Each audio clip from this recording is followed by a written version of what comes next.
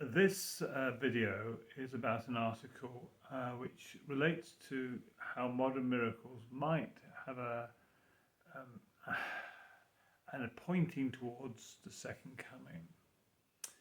As I was doing my dissertation, I came across the work of Origen. And in Origen, who wrote around about the 3rd century AD, he makes an interesting observation when it comes to miracles and the effect they have on supporting divine revelation.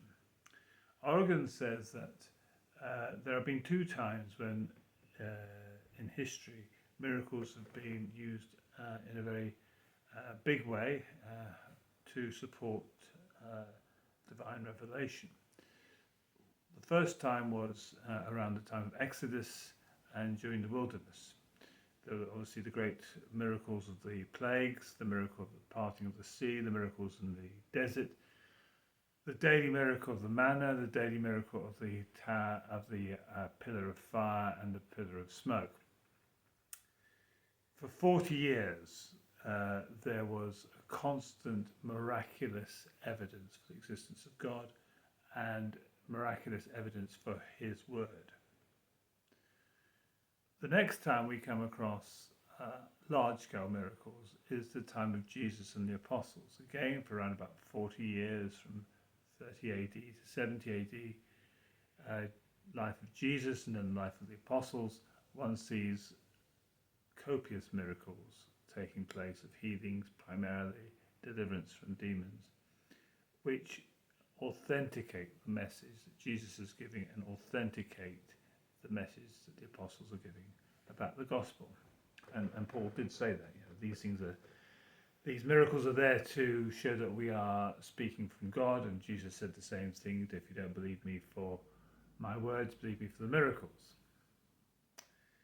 Now, since the time of the apostles, as Origen notes, there's not been very many miracles.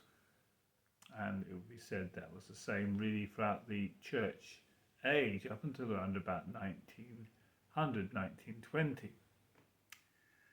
You had the Pentecostal revival of Azusa Street, and then you had, after World War One, a whole series of healing evangelists, Smith Wigglesworth, the Jeffrey Brothers in this country, and no doubt in America they had their own healing evangelists. And this outpouring of miracles in terms of healing becomes quite evident, I say from about 1920 onwards. And you get today the evidence that we have from Professor Craig Keener to show that all over the world, many people are coming to faith because they have seen miracles or experienced miracles. And so much of the growth of the church in Asia and Africa and South America has been the result of miracles.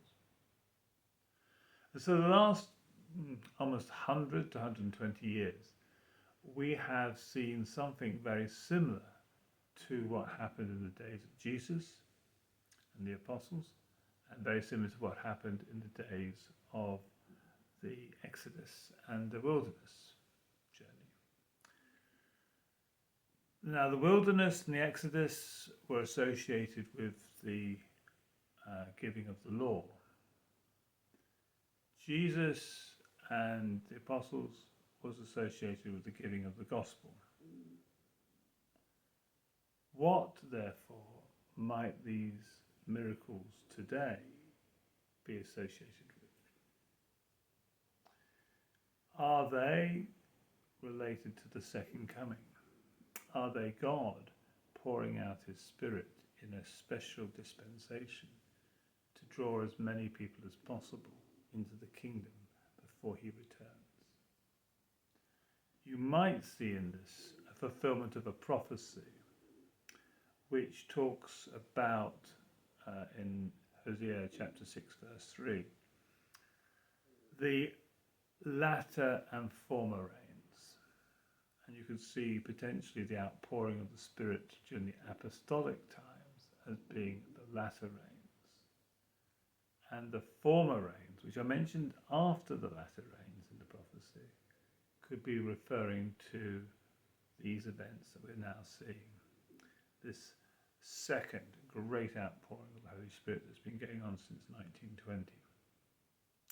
And so if that's correct, then we are definitely seeing in miracles today, modern miracles, evidence that the Lord is on the move. A bit like C.S. Lewis and The Lion, Witch, the Wardrobe, when spring was coming and Aslan was on the move.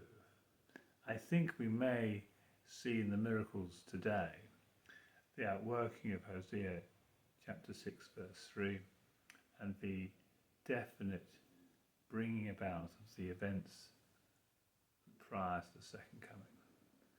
And at which point one would want to say, look up, rejoice, for your redemption draws near. Well, thank you for listening.